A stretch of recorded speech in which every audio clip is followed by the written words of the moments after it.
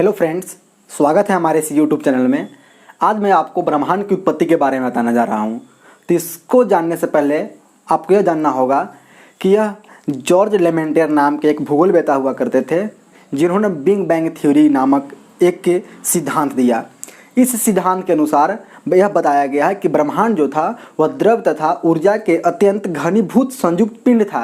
यानी इस big bang theory के अनुसार यह बताया गया कि ब्रह्मांड जो है वो द्रव तथा ऊर्जा के अत्यंत घनीभूत संयुक्त पिंड था। यह जो बिग बैंग थ्योरी है सर्वाधिक मानी इसीलिए है।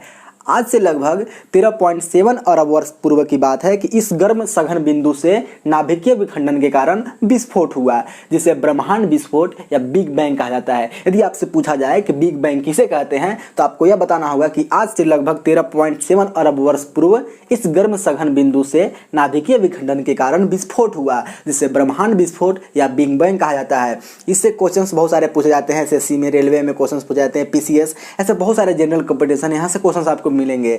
अब मैं आपको बताने जा रहा हूं कि विस्फोट के बाद इसका विस्तार हुआ और इसी समय मूलभूत कण जैसे कि प्रोटॉन, न्यूट्रॉन तथा इलेक्ट्रॉन का निर्माण हुआ। आपको मैं बता दूं फिर से कि प्रोटॉन, न्यूट्रॉन तथा इलेक्ट्रॉन का निर्माण कैसे हुआ, तो जब ब्रह्मांड विस्फोट हुआ इसी समय इनका निर्माण हुआ था। समय के साथ ब्रह्मांड का तापमान कम होता गया और धीरे धीरे गैसों के बादलों के रूप में आकाशगंगाओं का निर्माण हुआ। तो मेरे दोस्त, आकाशगंगा निर्माण कैसे हुआ?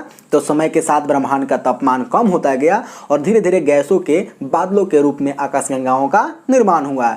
एक दूसरे आकाशगंगा के मध्य का स्थान जो होता है वो काला दिखाई पड़ता है, जिसे हम डार्क मैटर कहते हैं। डार्क मैटर किसे कहेंगे? तो एक दूसरे आकाशगंगा के मध्य का स्थान काला दिखाई देता है, जिसे हम डार्क मैटर के नाम से जानते हैं। अब मैं आपको बताऊंगा गैलेक्सी के बारे में कि आखिर आकाशगंगा क्या होती है। ब्रह्मांड में अनुमानतः 100 अरब आकाशगंगाएं हैं। गैलेक्सी असंख्य तारों का एक विशाल पुंज होता है। गैलेक्सी क्या होती है? तो असंख्य तारों का एक विशाल पुंज होता है। इसमें धूल एवं अन्य प्रकार के कण पाए जाते हैं, जिसे मंदाकिनी, दुग्ध मेखला, मिल्की वे कहा जाता है। यानी दूध मेखला को इंग्लिश में मिल्की वे कहा जाता है।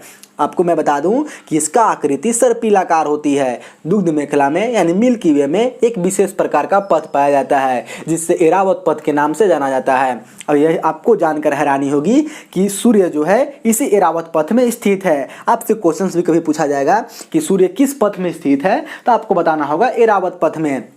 आकाशगंगा को प्रायद्वीपीय ब्रह्मांड भी कहा जाता है। पृथ्वी, एरावत तथा जो एरावत पथ है वही नामक आकाशगंगा में स्थित है। तो आपको जान के हैरानी होगी कि हमारा पृथ्वी जो है मिल्की वे में ही स्थित है। आपको शायद यह पता भी होगा। तो मेरे दोस्त, ये वीडियो आपको कैसा लगा? और मैं आने वाले जो लेटेस्ट वीडियो जो रहेगा उसमें आपको स्टार के बारे में और बहुत सारे, जिसके स्टार में ब्लैक होल हो गए, क्षुद्र ग्रह, एस्ट्रोनॉइट्स हो गए, कॉमेट्स हो गए, इसके बारे में आपको बताऊंगा। तो इसको जानने के लिए आप मेरे इस चैनल को सब्सक्राइब और लाइक और शेयर करना ना भूलें, और सब्सक्राइब जरूर करें ताकि आगे आने वाला जो वीडियो है आप तक पहुंच सके। तब तक के लिए अपना ख्याल रखिएगा। धन्यवाद।